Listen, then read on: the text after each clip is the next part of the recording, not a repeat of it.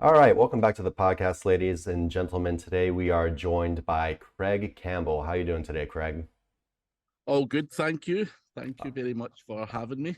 Awesome. Yeah, we're glad to have you. If you guys are not familiar with Craig Campbell, he's been doing SEO for like 20 years. He spoke at pretty much every SEO conference or even just digital marketing conference you could name. He's got a massive YouTube channel with, I think, 118,000 subscribers. So still beating Diggity at this point, but we'll see what the future holds with that. And just in general, he likes to do affiliate SEO these days and buy and sell websites. Yeah, did I miss anything there, Craig? Nah, that's it. I just want to emphasize that I'm beating Diggity. So beating Diggity's always been we've always had a bit of we actually had a TikTok dance-off competition a few years ago through COVID. Uh-huh. I Uh, remember seeing that. that get out of hand. Diggity went to the levels of getting a professional video editor to scale up and actually trash me. So Diggity won that one, but yeah, it's always good to keep Diggity down below. So I'm glad you mentioned that. Well, that's the true purpose of this podcast, just to take cheap shots at Diggity while we can. Um, but yeah, yeah. So I figured, just in case anyone doesn't know who you are, we'll just kind of get to know you a little bit better. But yeah, if you don't know Craig, I don't really know exactly what you're paying attention What to you're in doing. SEO. Yeah, because it's just kind Yeah. of one of these big like iconic faces out there that it's honestly just hard to do SEO without seeing your face everywhere. So yeah, good job And with that. in all Um, fairness, I'm even wearing our SirLinksalot custom jerseys, specific because of you, Craig. I mean, that's like 100% why we got these made. We were gonna drink beer, but it's a bit early here. So we abstained like good little children. But yeah, we're pretty excited about this podcast for sure. yeah, so Craig, what's your day-to-day look like these days? Like when you're not, doing the conference tour. I guess you're always kind of doing the conference tour, but when you're not actually speaking and you're not actually going to a conference or traveling, what's your day-to-day look like? But believe it or not, I don't actually do conferences as many times as people actually think. Um, it just so happens that the last few have all. I done Dubai in March. Hmm. I've got these two in America in April. That's me until June, and then I've got Diggity's conference in Chiang Mai in November. So I'm only doing like 5 a year.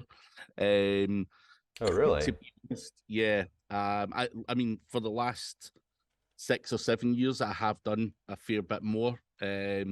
However, I think for me, I like to try and remain hands on with the businesses that I've got, and I thoroughly enjoy SEO. And for me, day to day, of course, I'm not sitting writing content. Of course, I'm not sitting doing outreach. And of course, I'm not sitting doing any of the heavy lifting because you can just delegate these things out. But I do like to keep a close eye on the businesses that I've got and oversee them, make them better, work on the processes, the systems, and all that kind of stuff. And automation, something I'm also passionate about is just how can we cheat? How can we automate? Well, not cheat, but how can we Yeah, I Hey like that man, word hey for man, it. you already said it. That's what you're thinking. That's what you're feeling.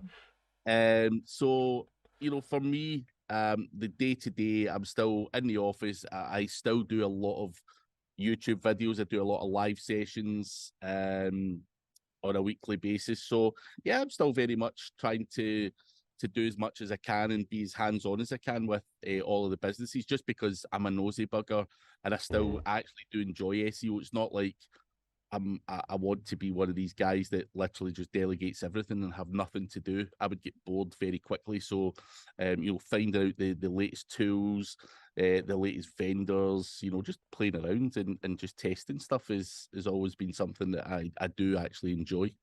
Do you know anyone Hmm. in SEO that is actually really successful that does delegate everything? Um, Um, without, I mean, maybe they delegate a lot. Maybe, of course, they're not doing the grunt work or anything, but someone that delegates enough to where they don't really have like a pulse on the SEO industry. I just feel like it'd be a really hard industry to be kind of detached from with how rapidly everything changes all the time. I mean, Um, without knowing the day-to-day specifics, I think a lot of the guys delegate a lot. Like Matt, I'm pretty sure Matt Diggety's delegated a lot of his stuff.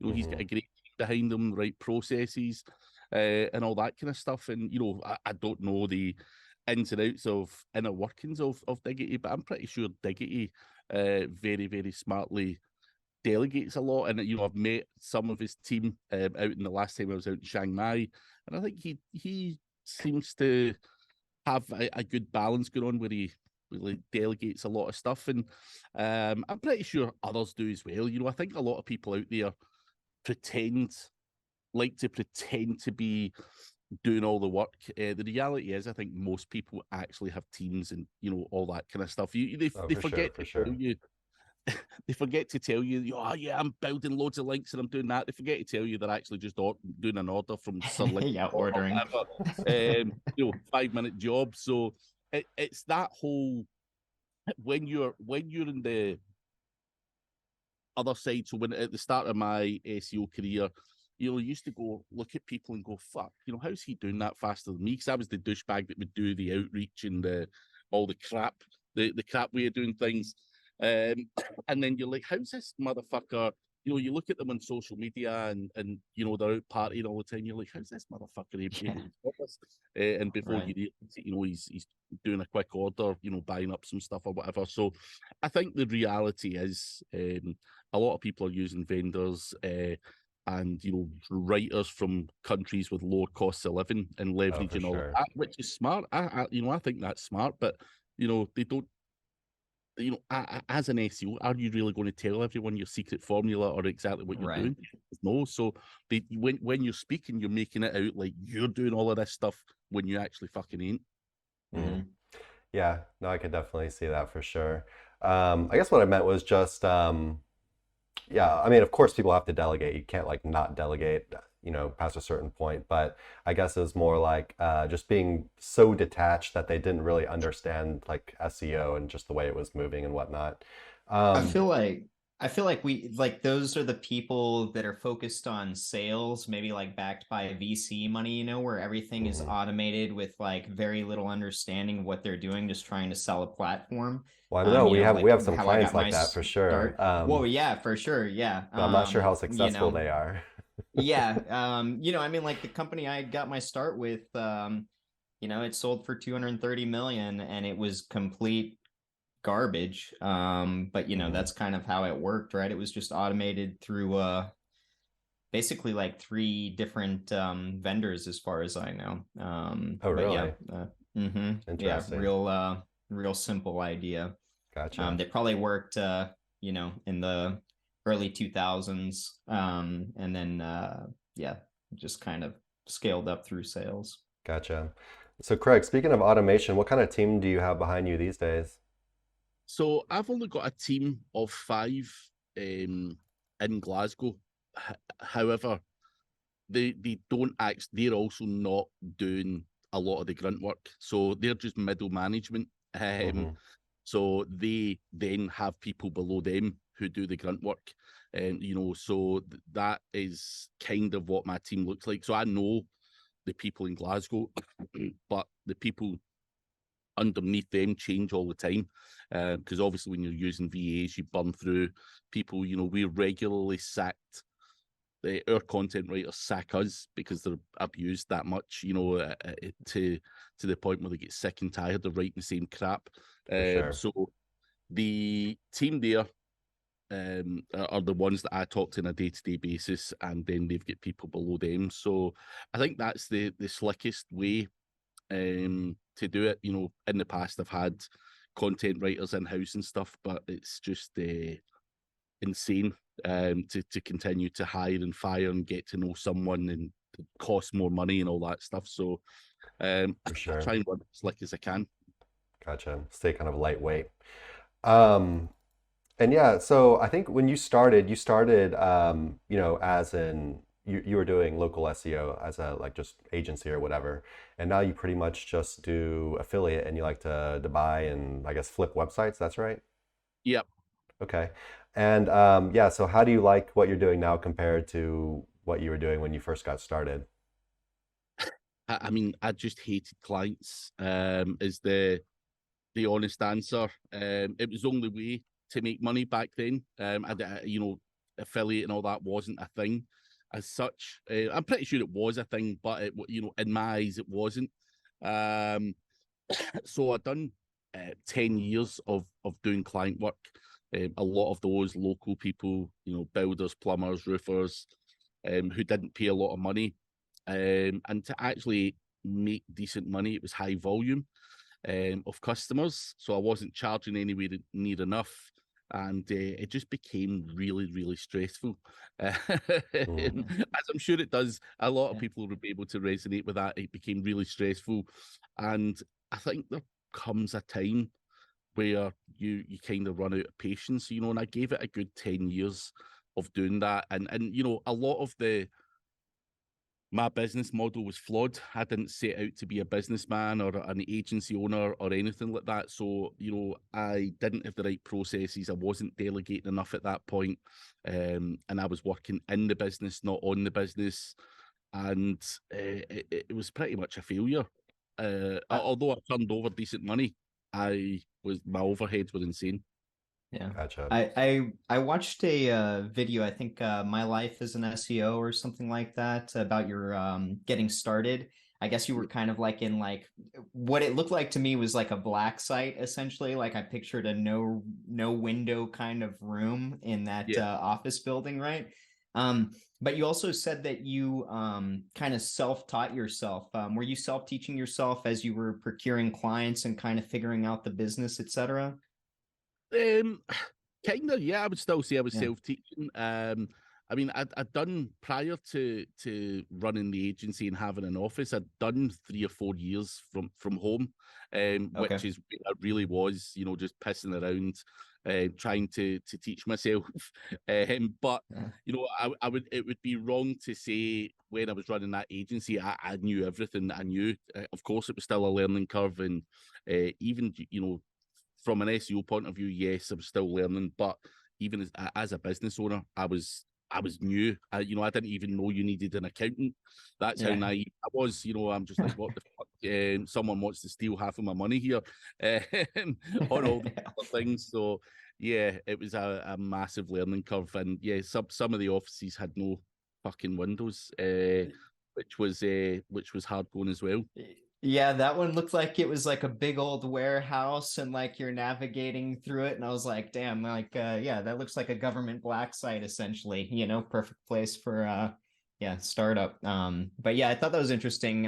Especially my getting started in SEO was pretty similar, crash course and learning from wherever I could gather information and kind of seeing what stuck, working on a recipe, etc. But you mentioning the accounting thing, I remember that being a huge headache, especially, after I'd been doing stuff for a handful of years and audited what the accountant I hired off Upwork was doing. Yeah, fuck. It's fun stories though. You can tell. Sure. Yeah. You live, you learn. Yeah, so Craig, what are you doing? Like, what is, so you like to do affiliate, you like to buy and I guess flip websites. Like, how big of a portfolio are you usually kind of working on at any given time? So I have two big websites that I don't flip. They're my main cash revenue. I would probably have a portfolio of maybe between 5 and 7 websites at any one time, Hmm. that I would be looking to flip. I can't do much more than that, in all honesty. I don't have the desire to sit there and try and make that 10 or 20 or whatever. You know, it's for me, it's all about quality rather than quantity. So I try and sometimes opportunities come your way and you just have to grab it. But you have to be patient and finish certain projects at the one time. You know, I have also been that guy who has tried to do 15, 20 projects at the one time and nothing ever gets done properly. So Yeah. you know, you have to have a bit more focus and make sure your budget is spent accordingly on those projects, because it's a money game. And you know, unless you're a billionaire, you know, there is budgets and stuff like that that go into these projects. And you need to make sure that you're not spreading yourself too thin. Like, you know, when you're working with clients and stuff, you know, you a lot of times you're working and there's just not enough budget to be successful. So, you know, I am very well aware of what it takes to invest in a website and actually scale it up and then hopefully get the profit from it. So just a small portfolio at any one time. But I've got 2 big ones that I could sell and have a decent, comfortable life probably forevermore. But they're where the real cash flow comes from. Gotcha. And so I guess they're holding up pretty okay over the past year or two with all the stuff targeting affiliates and helpful content and EAT and whatever else. So yeah, you know, my main one I've had for 8 years and still going strong.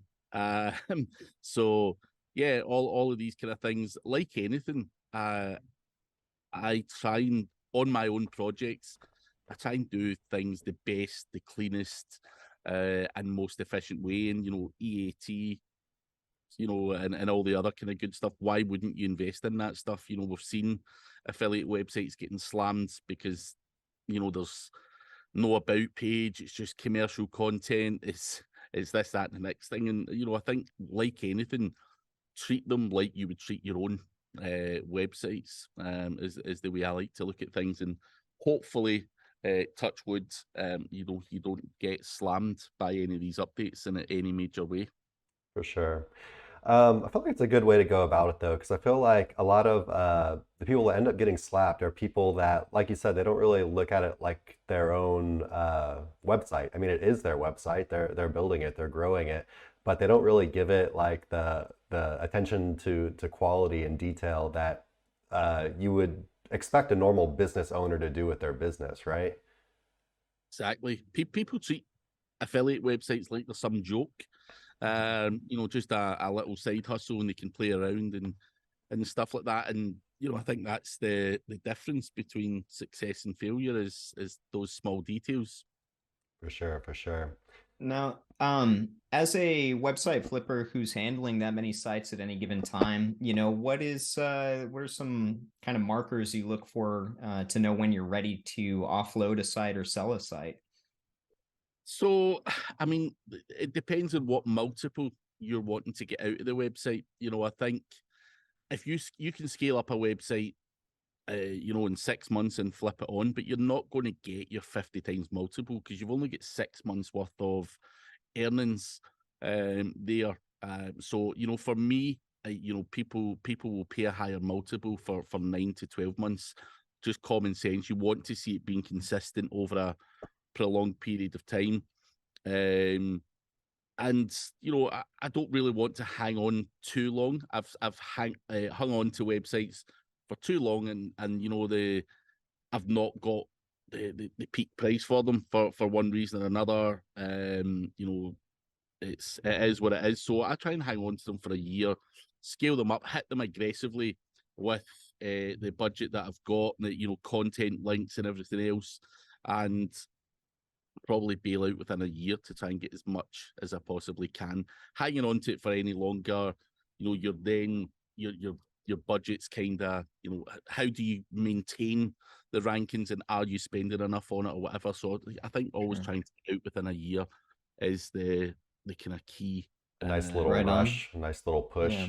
And on the Yeah. flip side of that, how do you like? What are some of the things you look for when you're trying to buy a site? And where do you normally buy them from? You know, like Flippa, Empire Flippers, or So Empire Flippers, of course, you're not going to get a website for less than 50 grand. You know, so it depends on what you want to invest.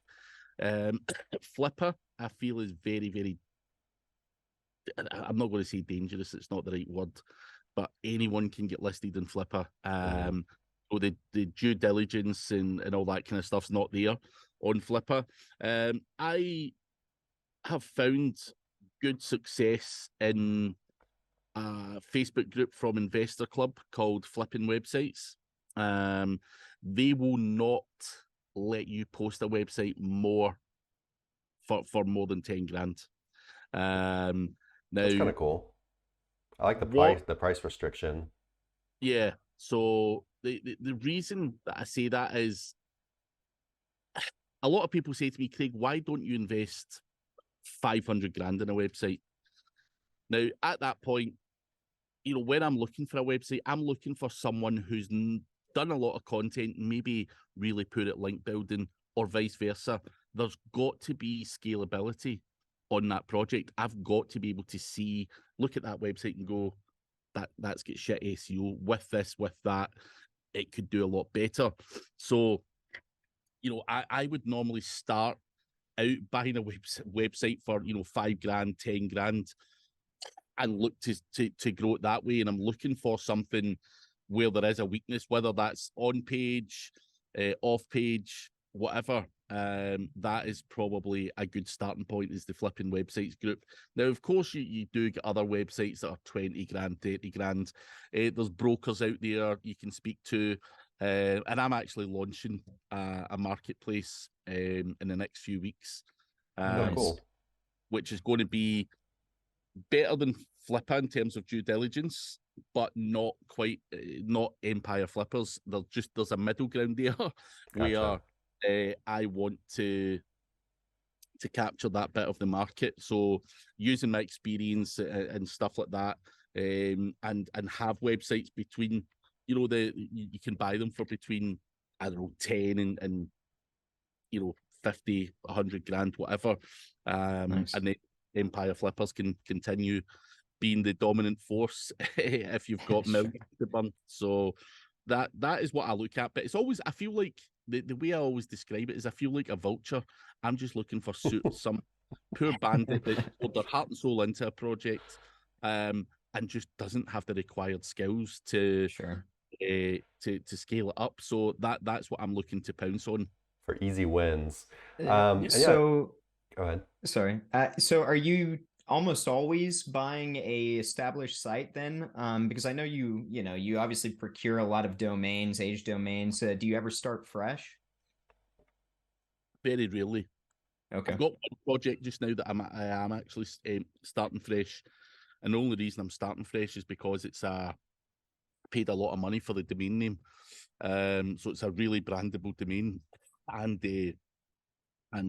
I've got to start Gotcha. from scratch with that. But I think I would rather buy an established website that someone's done a lot of the grunt work. That starting it up and getting the website made and putting some content on, it's a pain in the fucking ass. So if someone can do all of that for me and I chuck them 5 grand or 10 grand, then happy days. Yeah, it can end up saving a bunch of time, and that's kind of cool. What you're doing with the marketplace, it's kind of feels like the situation where you're creating the thing that you want, like the thing that you actually want to use. Yeah, it's I've been talking about it for probably 3 or 4 years, and it's just having the right people around about you to manage the kind of day-to-day running of it, because I can't sit there and do the day-to-day liaison with the people that want to sell and all that kind of stuff. So I've got a couple of guys that are going to be running the day-to-day actual getting the stuff listed and all that kind of stuff and speaking to people. So I've got the right people around me now to be able to go ahead with that and build something that I think's needed, certainly for me, from a selfish perspective, and it gives me a place to sell my websites, and I don't have to pay out any crazy commissions. Yeah, that's smart too. Yeah, double whammy. Nice. Yeah, definitely a perk. So when you buy these websites, do you stick to like any kind of like niche in particular? You don't have to tell like specific niche, but maybe like a more like general niche, or if you just a yes or no, if you like to kind of stick to kind of like a similar thing, or are you just kind of all over the place? All over the place, dude. And sometimes, I've ballsed up probably because of that. And the reason I'm going to say that is, again, I tell this story quite a lot. I stupidly bought a golf website 5 5 years ago or whatever it was. And when I was buying it, I was bored. My wife was heavily pregnant, and I was negotiating with a guy, and I was getting it for a good price.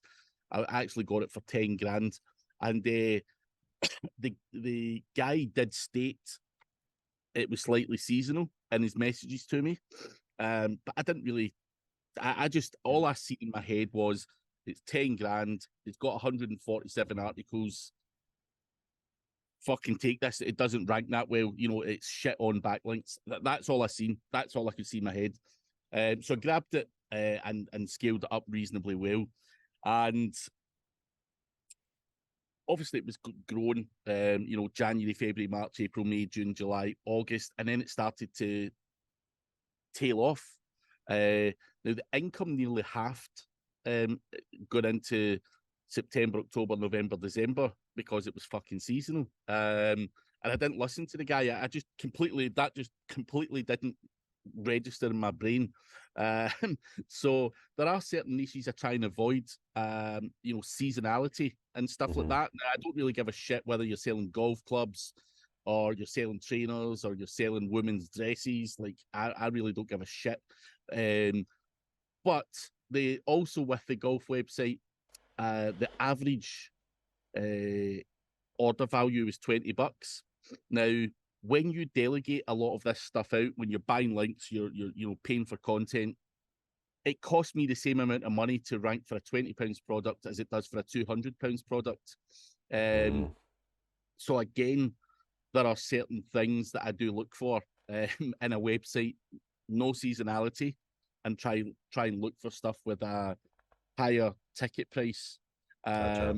Is important to me. But whether I've tried lots of different niches, and it's fun. If I was to stick to golf only or something, I would or sports or whatever, I would be bored. So I like to try weird and wonderful shit. So just keeps the old brain going. And some of them are failures. Some niches are just absolute trash. But hey, it's again part of the learning curve. What do you think your success rate is as far as like, not losing money on a project and actually making like an okay ROI on it, to the point where you feel like it was worth your time? I'd probably say 8 out of 10 are successful. There's just certain ones. That's killer, yeah. There's just certain ones that don't work that well for one reason or another. You could build links, do content, and shit just doesn't move as quickly as you'd like. Just some the weird old ass Google curse. Yeah, I like to blame someone else for that. I don't know if someone's done something funny, and there's no manual action or whatever, but Google just don't fucking like the domain name. But I think I'm now experienced enough to get more of a success rate than failures. I'm fairly diligent when it comes to the research and looking at stuff. So yeah, probably about 8 out of 10. Cool. Yeah, I feel like it's. Go ahead. Do you mess with any like really competitive niches or kind of out there niches, maybe adult or gambling or anything like that, or do you kind of stick to any of that? Yeah, I do and have done. But in an ideal world, when you're buying, scaling, and flipping a website, try and look for something that's easy. Right. It's why would you want to compete in the gambling space and or the porn space or whatever? It's just so much more competitive. Link budgets are so much more money. Even you guys, if I've got a gambling website, you're charging me extra, I'm assuming, for gambling links and all that kind of stuff. And again, I've also got a link building company. I get it because we place links for gambling people, and then the owner of the website takes it down and just says we don't accept gambling, even though the fucking middleman said yes. So it's just a fucking pain in the ass, some of those niches. So avoid them where you can. Although the money is good in them, there's just all these little nuances. even stupid things like getting links placed becomes a bit of a fucking pain. Sure. Gotcha. So we've heard you're a fan of kind of black hat SEO, and I guess we could start with just asking, like, how how black hat do you generally get when you're working on these websites of yours? Probably as dirty as you could get in the past. Um, when I work in my own projects, I try and do as much good stuff as I possibly can. Now, it really depends on what you call black hat. Yeah. Is buying black hat? I don't think so, but there'll be people out Yeah. there saying, what a Yeah. dodgy motherfucker, buying up all this stuff. I'm buying guest posts all over the place, and some people see that as black hat, but I don't. But Some in the people even see past, it as white hat these days, or like gray, Yeah. but yeah, some people even consider like guest posts. Like I've been in these like white hat groups and they're talking about like buying guest posts. I'm like, what? Like what are you guys like? What exactly are you? Like what makes you white hat then? it's insane. But it's one of those things. What do you call black hat? And yes, I've done stuff that I'm not overly proud of and stuff like that. I mean, I've not done anything that I would consider illegal as such, but yeah, I've done a lot of stuff in the past where maybe the business is not that ethical. And I'll Well, let's give you just one say example. like, how about something like spam backlinks or like Ah, spam content, like auto-generated kind of whatever. Do you ever get into yeah, anything like that, or are you more yeah. along the lines of like PBNs or just like buying links in general, or? No, I've done all of it. And spam backlinks and stuff like that.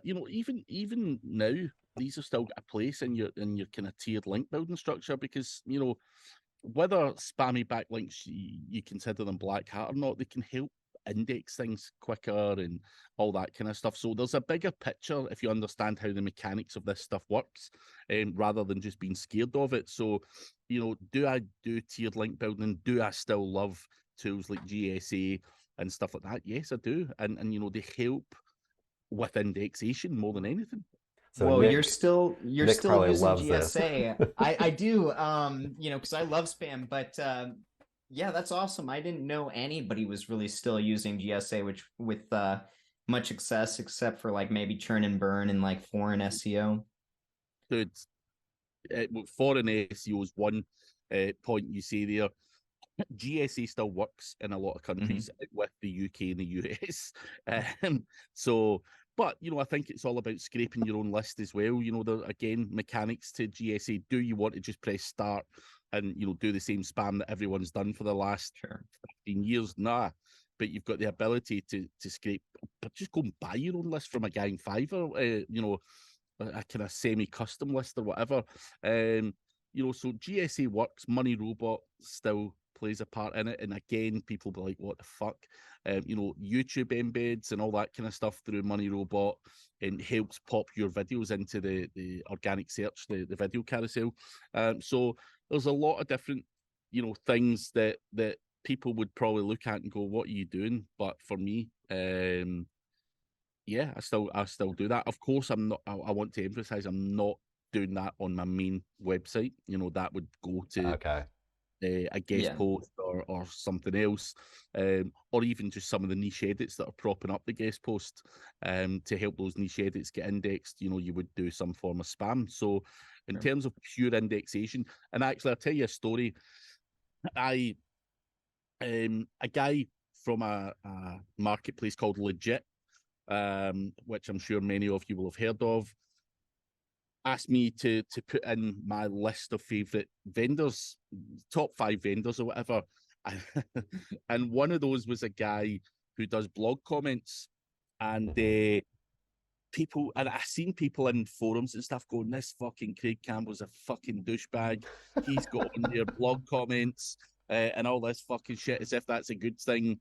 This guy's still doing SEO from 2010 Oh, or we whatever." love blog comments. Yeah. Good. In terms of indexation, blog comments is fucking insane. But people, a certain crowd were laughing, mocking me for listing that, and I'm just like, guys, you're missing it. Like, I'm not You're here to, missing the point.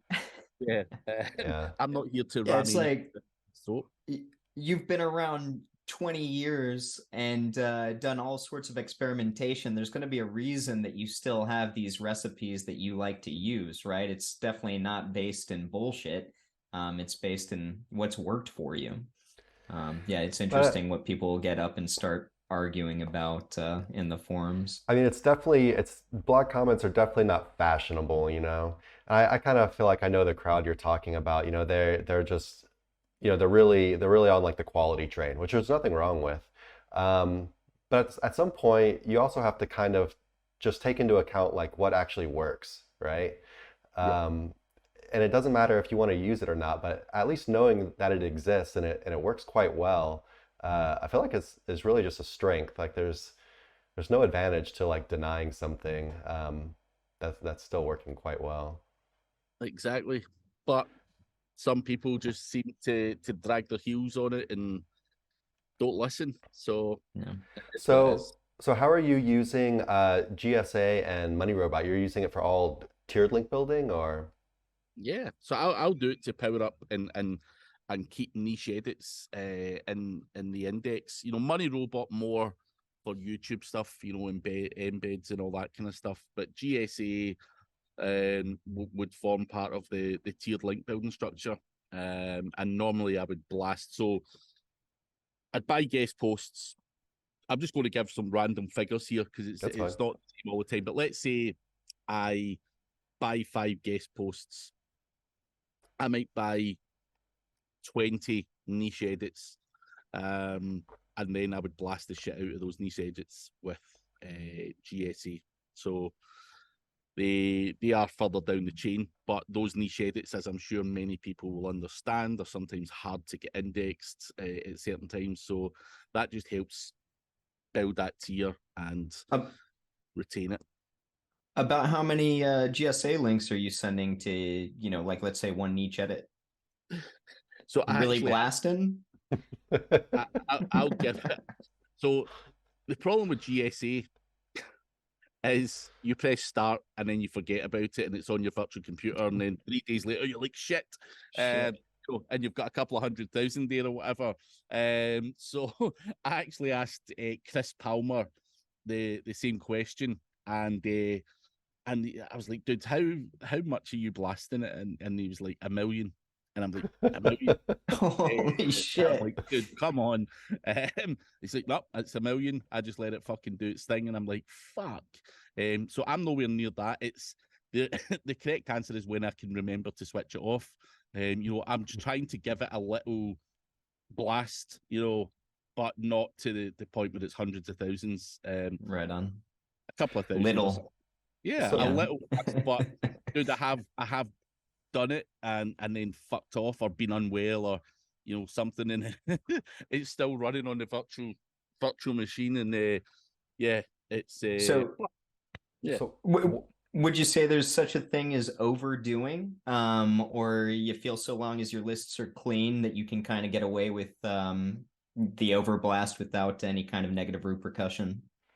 So I had a guy who blasted my own website, you know, a negative attack with GSA for 18 months solid every day. It took 18 months for me to get a partial penalty. So Wow. you know, I just think Google ignores a lot of the crap that mm, this stuff churns out. So I think for most people, unless you're sitting there, you know, for 18 months solid doing it to your money website, I think you're going to be fine. Right on. do you like so what do you think about the idea that Google looks like, you know, they say like 4 tiers back or whatever? Or like are you doing anything like, for example, like what percentage of your links are you blasting versus what percentage no GSA blast? I'm only blasting the niche edits, so but the niche edits are kind of volume based. So yeah, there's I don't know the exact percentages, but a big percentage are being blasted. Um, do I believe that Google looks 4 tiers back? Fuck knows. Is the answer. Um, but it's never done me any wrong doing it that way. But I don't count specifics or try and stick to any kind of weird ratio or anything. The Gotcha. GA thing is purely not for power or volume. It's just to try and get stuff indexed. Gotcha. Um, so yeah, what do you think are some like black hat tactics that are no longer working now in 2023 that maybe you were a fan of in the past? No longer working. I mean, I think a lot, to be clear, I think a lot of it still works, PBNs and all that kind of stuff. People are still doing it. They maybe term them slightly different. They don't call it a PBN anymore. Um, Things that Google have probably cottoned on to. I still know people who do cloaking and stuff like that. Again, it can still work very, very well. Mhm. Anything that doesn't work as such, do you know what? I can't really think of anything that's black hat that doesn't work in one way or another. Maybe From something all the like black hat stuff, it's where you do it and when you do it is the key component now. I think before, of course, you could do a little GSA blast on your money website and Google wouldn't give a shit. Whereas now you just wouldn't do that. So in terms of where it's used, tends to be different. But I don't think black hat is such. There's certain things that don't work. I think the problem for me, well, the problem for Google, not me, is these guys just evolve. They'll figure out another way to use that tool and adjust it. So these true. guys aren't going anywhere. So the minute their update comes out, these black hat guys that come up with all these tools and stuff like that are on to the next thing and always looking to do some stuff. But I think when again it comes down to black hat, um, it just depends where your moral compass is as well, and what you're prepared to do. And a lot of the black hat stuff that I've done in the past are tricking people, if you want to, pretending to be a lawyer to get. That was the Uh, story we kind of heard a little bit about in Vietnam. They were like, "Oh, you're interviewing Craig. He's got some great stories." That would have been from Adam Cochran. Yeah, so I'm uh, excited you're talking about it. I didn't know if we could bring it up. oh no, listen, I done a talk in uh, America a few years ago, and Kyle Roof was there. And if anyone knows Kyle Roof, you'll know that he used to be a lawyer. Mhm. Um, and I done my presentation. Done my presentation. He came up to me after it, and he's like, "Dude, there's like 5 felonies there in that talk." Uh, so at that presentation, they did have it recorded. They had to eliminate half of it just for Holy shit. my own safety. But yeah, one of those was pretending to be a lawyer. I had a lawyer website. It was a copyright lawyer, and I was telling people that they were using my images and to cite me in the images. And now that part's a little bit naughty, pretending that's your image when it's fucking clearly not, is naughty. But it's obviously illegal to impersonate a lawyer, and lawyers will come after your ass for it. So I didn't realize that at the time, so I'm just all out there telling the story, and Kyle's good. Lawyers will fucking come for you just to prove the point. And they know Um, how to come for you. Yeah. yeah, so things like that. For me, they're a bit of fun. And Yeah, it was early experimentation for you, right? yeah, Yeah. and Whatever it's happened? Whatever happened to the? I think you had a politician's website you were hanging on to as well. Do you still have that, or did you figure out a way to unload it? nah, I've still got it. So so the guy has asked to have his domain name back, but he doesn't want to pay any money and all that kind of stuff. And yeah, it's more beneficial for me to keep hold of it and keep telling the story. So So using it's it as a PBN for now, or what? Nah, I don't use it for anything. The problem being, and in fact, that's a lie. I've got an Amazon link on it for when you buy his book. Um, Oh. but I've got the old Amazon cookie drop going on there, but it's a very difficult one because it's got his name on it. So could you turn that into an Amazon affiliate website with furniture on it or something? probably not. It's going to look pretty stupid. So, but it's got links from every editorial you could ever imagine, the BBC, CNN, every bloody thing. There must be millions of pounds worth of backlink juice on there. But I've spoke to legal people, and I've been advised just not to touch it, just leave it as it is, and Gotcha. and stay out of trouble.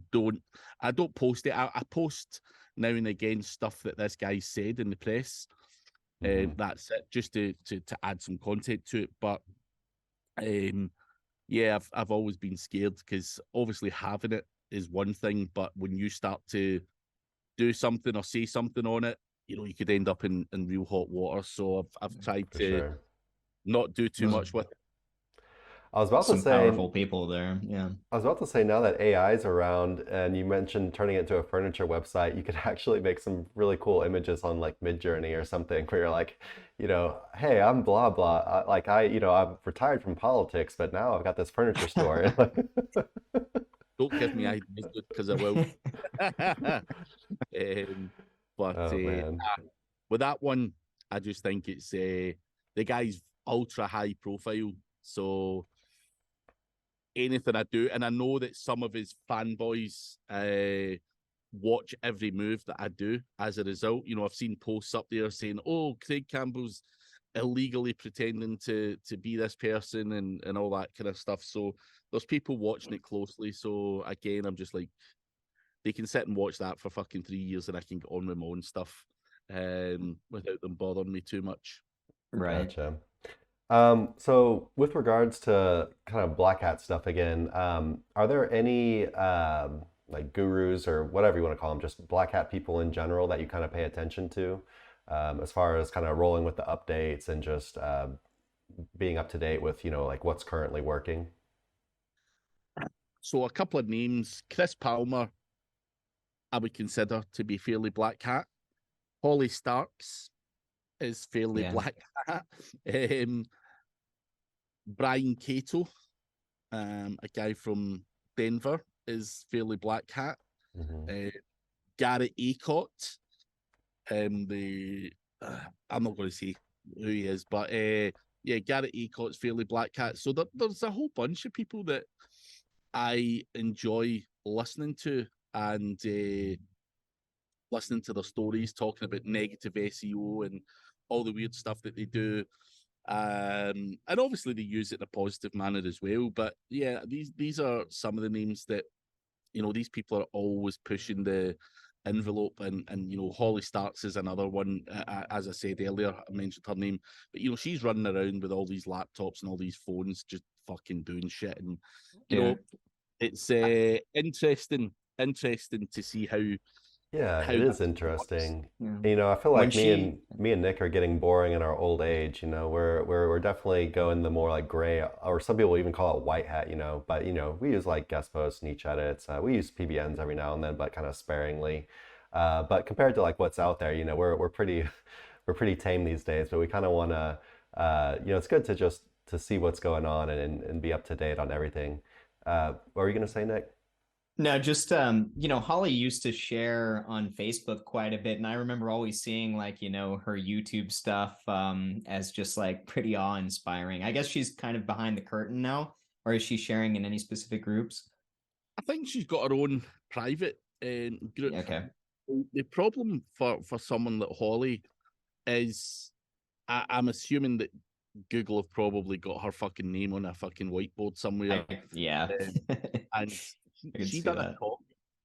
She done a talk in Chiang Mai SEO back 2017, and she was talking a lot about YouTube stuff. Now, she left Chiang Mai straight after a talk, boarded a plane, came back to America. Within 24 hours, she had thousands of YouTube accounts down. Fucked. Yeah. Big, Yeah, Oh it so, makes man, you wonder. they had a so mole. Yeah. there's a mole, or people, she's just been watched or whatever. But again, that's where you need to be careful where you share that stuff. Right. People, it's not even Google. There's people out there that would snitch on you and stick you in it and stuff like that as well. So I Oh, think people love snitching on black hats. I really can't stand that, how they want to like go try to get people in trouble. There's But anyway, goody two shoes everywhere. it's why a lot of the, especially with that politician domain name, why did I do that? I wanted to show the benefits of expired domains and top level domains dropping on a regular basis, but I wouldn't want to share one of my real ones. Although that is a real one, you're just like, I'll share this one publicly because just to show people and get them to understand that top companies or top people do let their domains drop. Oh, yeah. Again, that's more of a PR stunt than anything, just because again, people have went straight to the guy. Oh, he's got your domain and he's bragging about it, and I'm like, why are you doing that? I released it to the paper myself, so I'd done a press release and it ended up all over the papers. Why did I do that? Because I got a whole fucking bunch of PR out of it, for getting that domain name.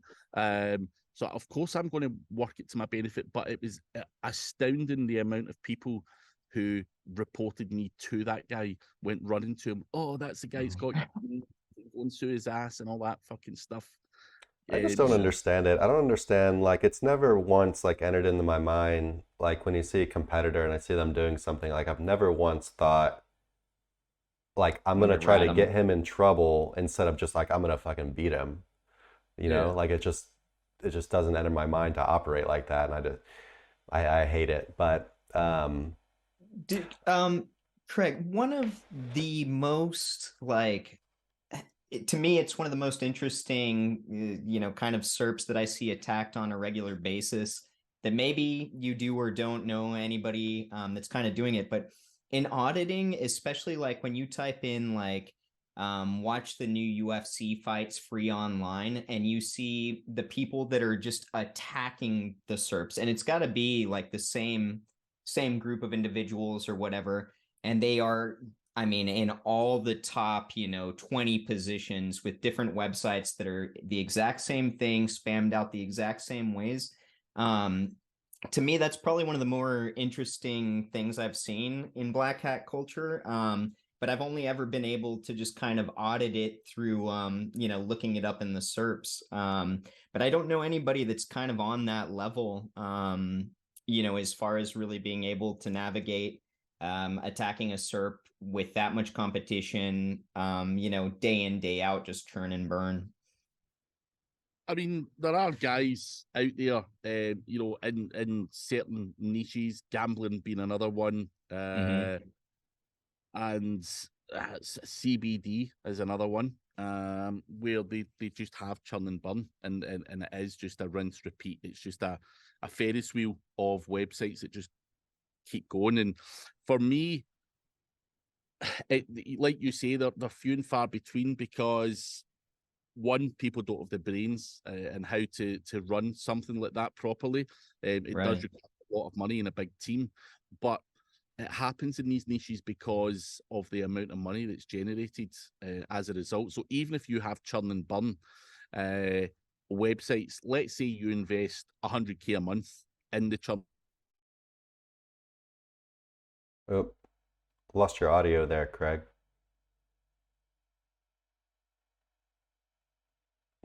Nick, are you there?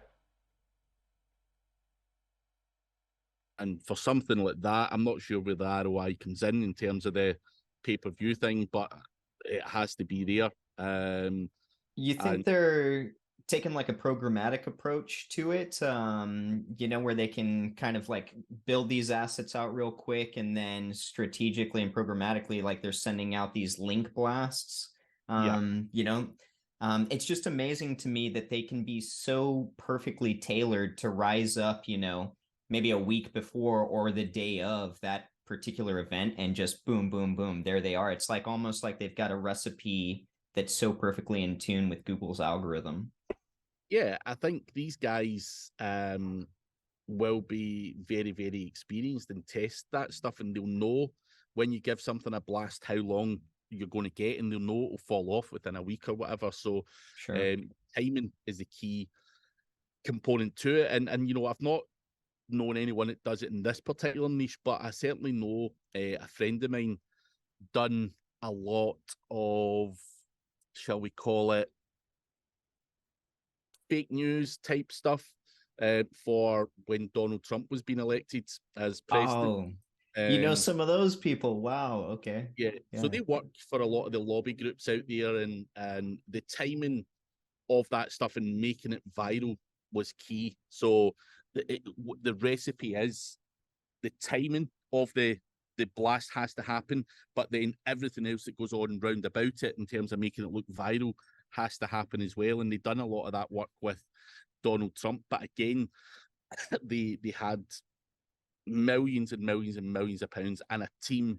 The person I know had a team of 100 people working underneath him to make That's that awesome. whole So thing. they would have been working through the Cambridge Analytica, maybe? Yeah. Wow. Okay. Yeah, that's epic. I can't remember the name of the documentary that goes into that, but yeah, just what grand scope, and like you said, you know, being able to have foresight to see all of these moving parts working in unison is I mean, it's amazing. Kind of, yeah, it reinvigorates some stuff if you're kind of bored with SEO. It's definitely worth a Yeah. watch. Listen, there's a business to be made out there. You know, the guy in particular that I'm talking about, I'm not going to name him because it's not fair to do that, but Sure. he does a lot of what he calls opinion sculpting online. So whether that's for politicians, he does a lot of reputation management stuff. So let's say there's an oil spillage in the North Sea. You know, someone like Shell will come to him and make sure that there's a lot of positive stuff that comes out, so that Wow. stuff's down there.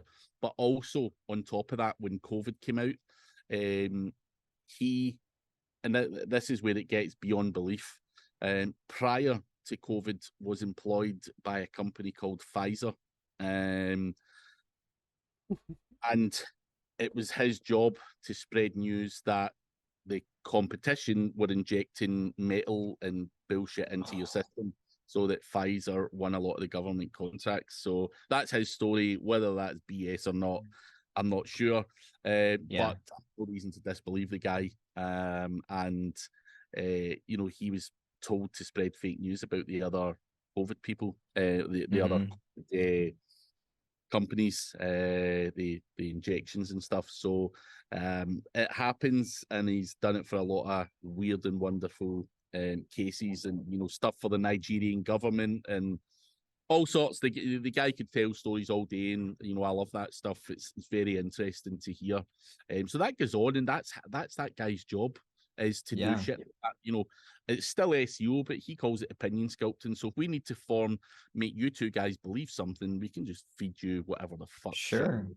That's awesome, though. I've The, always you know, loved to think about this on like such a big scale. I just wondered like who was actually doing it, because you know that someone has to be doing it. But yeah, it's awesome that that actually happened. And just for like legal and Facebook and YouTube reasons, again, we just want to reiterate, these are just stories that we heard. We don't endorse them or saying they're true or anything. Yeah.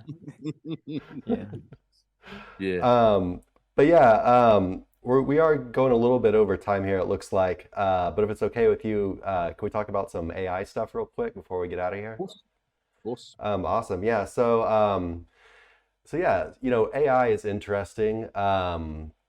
It's kind of like, feels like we're in a new era of black hat SEO, really.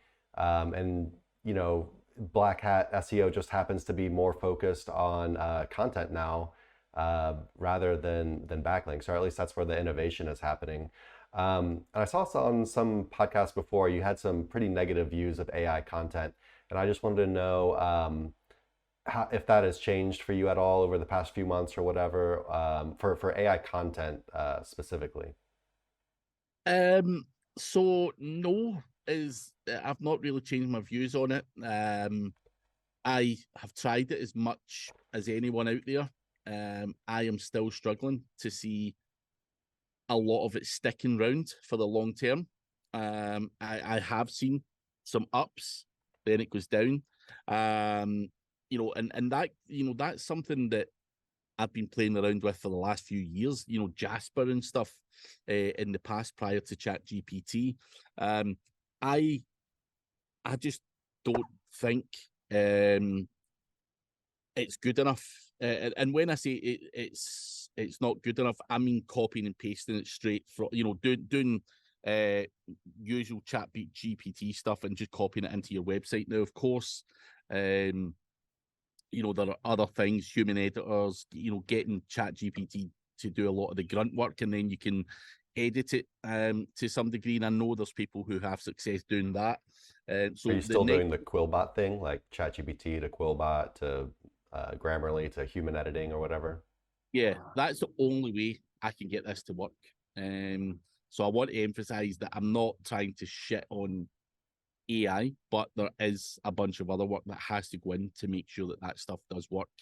So the Quillbot, Grammarly, and everything else has to all go in sequence. And a lot of people, because I've got a mastermind and I've got a lot of people who talk about tools and they're like, oh, check this out, check that out, AI this, AI that.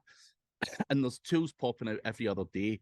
And I've tried a lot of them. And whilst they look good and all that kind of stuff, I'm still not getting any of that stuff to stick. So I think I've got to go back to the Quillbot, the Grammarly, and the human editing to make sure it all does work. So there's no one tool at the moment. In fact, that's a lie. There is one called Koala Writer that is doing some decent stuff.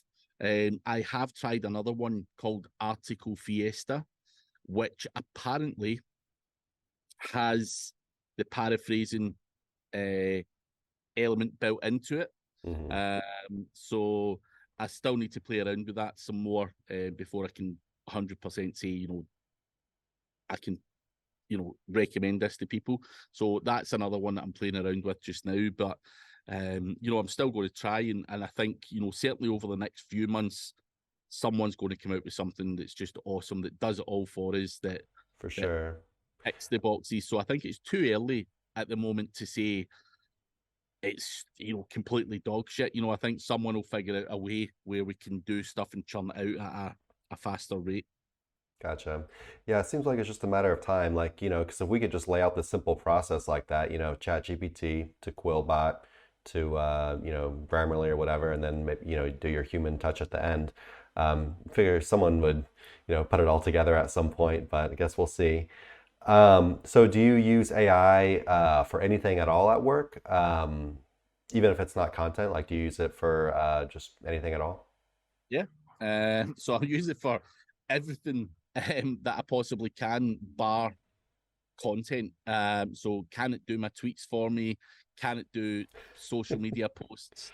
Can it do all of that stuff where plagiarism is not hugely important? Sure. So yeah, you know, if I'm bored and I can't be bothered thinking up of a tweet, well, I get ChatGPT to do it. So yeah, you know, I can certainly use it from that perspective. And actually had a guy comment on my Twitter, which was it was an insult, but it was quite funny. So fair play, whoever you are. But he's like, "What happened to the Craig with all these fucking typos and shit like that? This is clearly Chat GPT." I'm like, motherfucker. Well, he's Uh, obviously paying close attention, so he's a diehard fan nonetheless, right? Exactly. But yeah, so you know, you get stuff like that, and it works very well. You know, can it churn out a nice LinkedIn post for you? Can it reply to emails? Like, can you get it to give a nice response to an email? You can do so many things. So, yes, it's stupid not to use it and consider it for all of the other stuff as well. Yeah, Gotcha. you seen the South Park episode where they're using it to chat with their girlfriends and wives? I That's actually pretty tried funny. that the other day. I actually You used it. did? Yeah. It's a lot nicer Nice. than I am. Yeah, I believe that. It's going to be a bad day though when your wife fucking likes ChatGPT better than you. Right? Yeah. Oh man.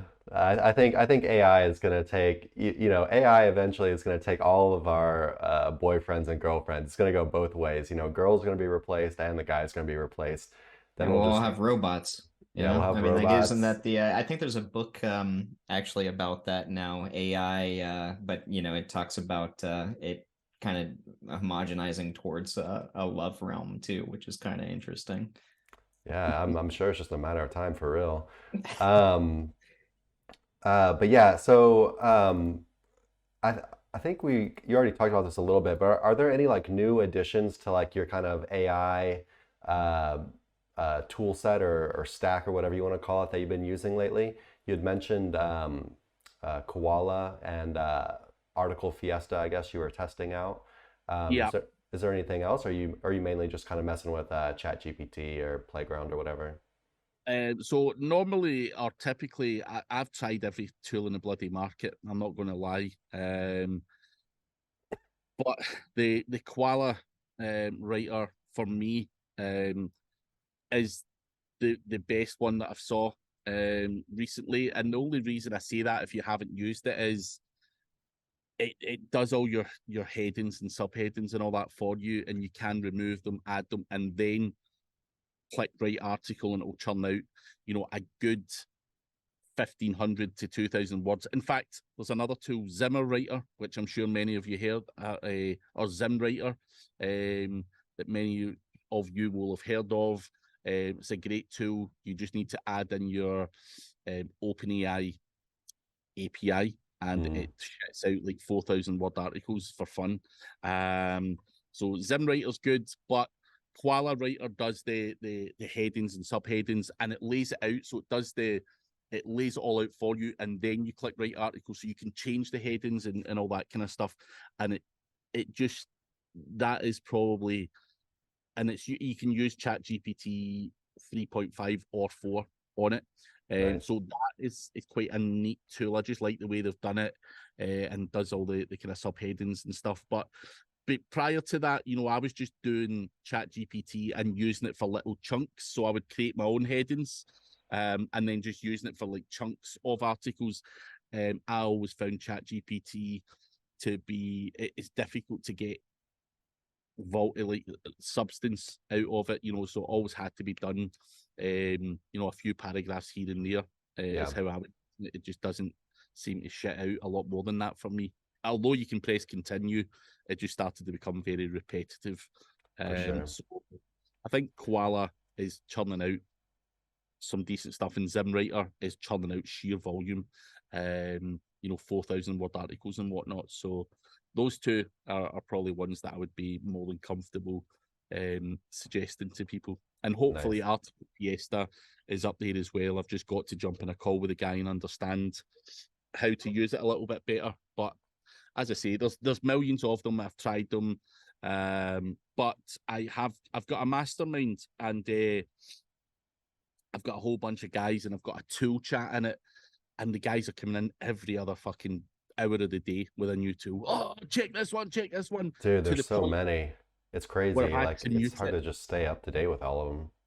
I've just had to mute it, and I'm like, guys, don't fucking tell me another AI writer. I'm sick of it. So Yeah. And they're passing around those images now that just have like 100 different tools with their logos on them. You know what I'm talking about? They just yeah, create. It's like it's just company spam. Um, so yeah, these kind of tools, may be better at creating the kind of longer form stuff rather than, twisting ChatGPT's arm and making it do a paragraph at a time or whatever. yeah. Have you played with any kind of like a churn and burn kind of like content spam site mixed with some black hat stuff, or do you see yourself kind of experimenting with something like that down the road? So I am. I have a couple of old domain names that I've got, and that I'm trying to just churn and burn, just fuck around with these tools and see how it goes. And they're moving okay.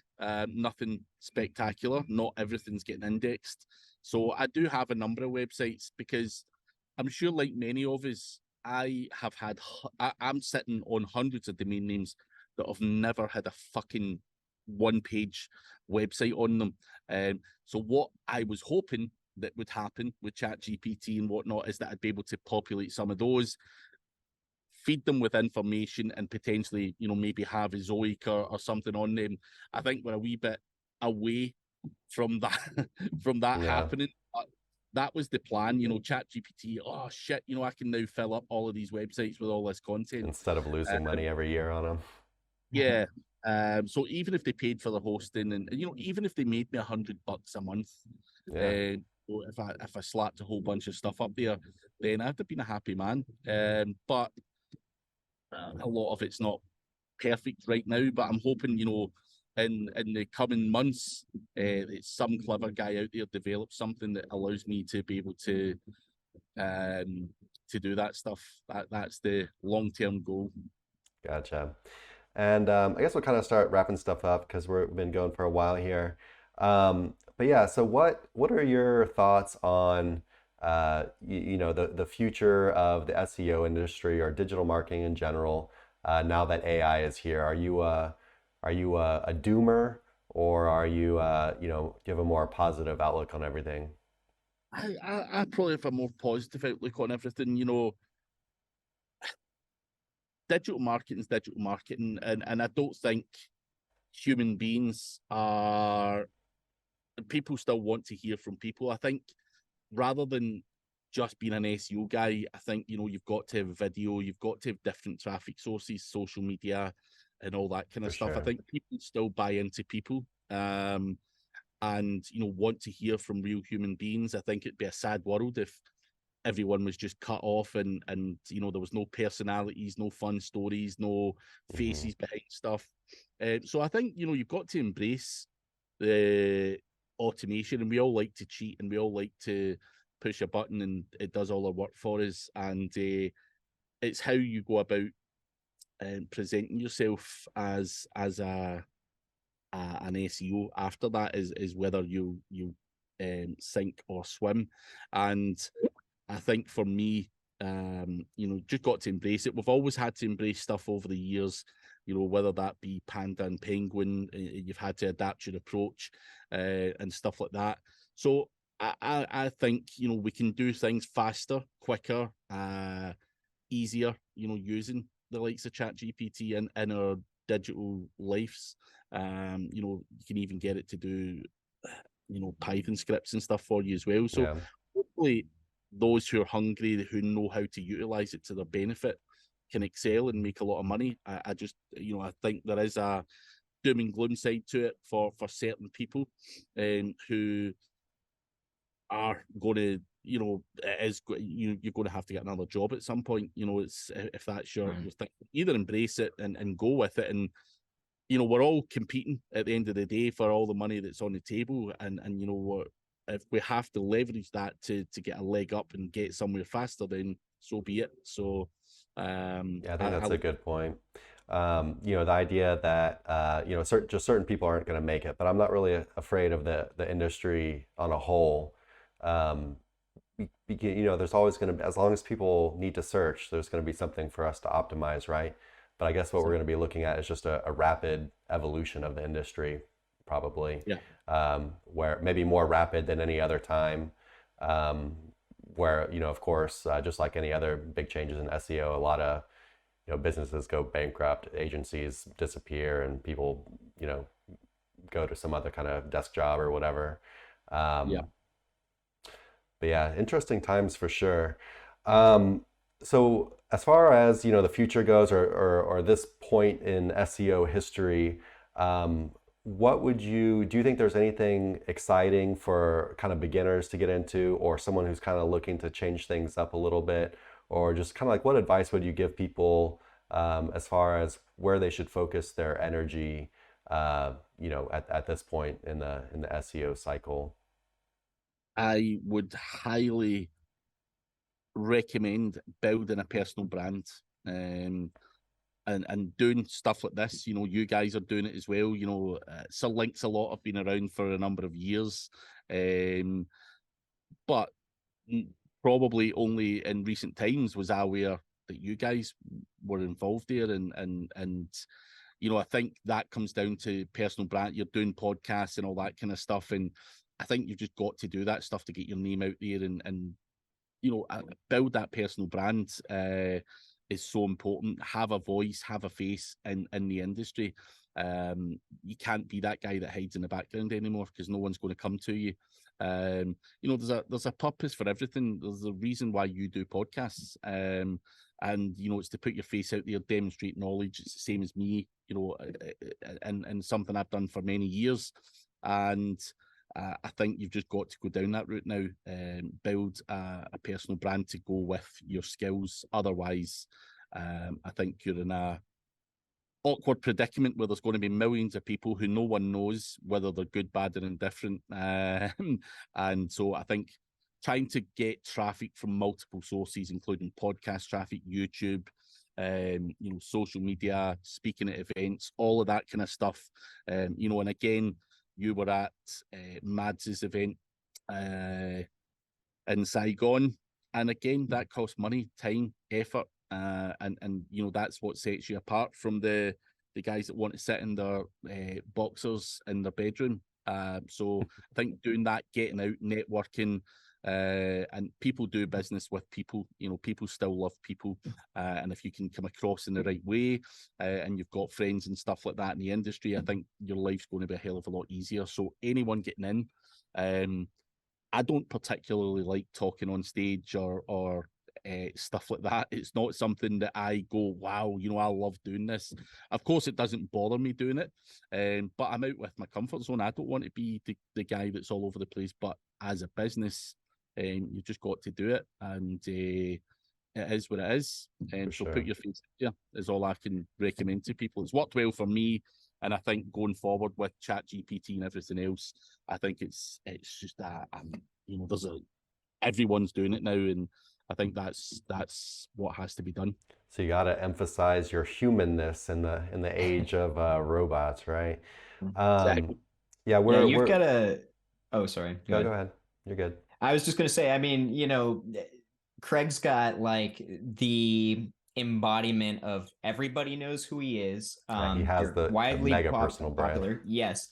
And I feel like everything that you do, it just goes to show that, especially when you ramp up your own business, when you become this personality, you can do whatever the hell you want with it. There's no real rules to being your own SEO. You work with corporations, but then, you had the fun videos from Dubai, some which looked kind of painful, but overall, like just fun to follow, right? And I remember when we first started SirLinks, I didn't really want to have my face out there. I wanted us to kind of be that shadow kind of company, but like you said, it doesn't work. You can maybe make it work, but it's not going to work anywhere near as well as if you become the ambassadors to your brand, because there is a trust level, that is that's going to be built on that, right? Exactly. And so, coming to the master of personal branding, where do you see like the best where do you see like the best return being as far as where they should focus on creating their personal brand? Like, of course, you've got the massive YouTube channel. So I'm guessing you're thinking like, video, of course, is going to be good in general, but where do you think their energy is best applied? For me, it is video. But that's also from a personal perspective. Where do I learn from other people? I'd rather watch a video than read, a 10,000 word article that you've written, because I know I just won't read it. I get bored very easily. So video content for me is where I've learned a lot of stuff over the years, and still continue to learn stuff. And it's what I personally enjoy consuming. So, and I personally enjoy doing it as well. It's easier for me to churn out a video than sit and write all of this stuff in some long form blog. And it's more fun to do. Sure. So, for sure. All right, Craig. Well, man, it's been a good talk. Yeah, it's been fun talking about all the black hat AI, whatever. Yeah, good stuff. Before we get out of here, is there anything you want to plug, or where can our viewers find you and all that good stuff? So you can find me on craigcampbellseo.com, or just search my name on YouTube, or any of the social media platforms, and you'll be able to see what I'm up to, And hopefully there's a lot of free content out there. There's 1,000+ videos on YouTube, so plenty of content if you want more specific information into the world of SEO. Awesome. Thanks for coming out. Is, Thanks for joining us. One last, sorry, is Dubai your event? Nah, that's Oh, called okay, all right. Elite World. So, nah, that's not my event. They have 3 a year: Dubai, Barcelona, and Bangkok. But it's a big ass event. So I wish it was, but sadly, it's not mine. I thought it was for some reason. Right on. Okay. We're gonna We'll catch see you you in in Chiang Mai. November. Yeah. Yeah, look forward to it. It'd be great to be back out there. Awesome. See you then. Yeah. Cool. Cheers. Appreciate it. Hey everyone, thanks for watching. Be sure to check the links below for more info on this topic, as well as other cool stuff like SEO case studies, our Facebook community, and our link building services. And like always, please like, comment, and subscribe if you enjoyed the video. Thanks, and happy ranking.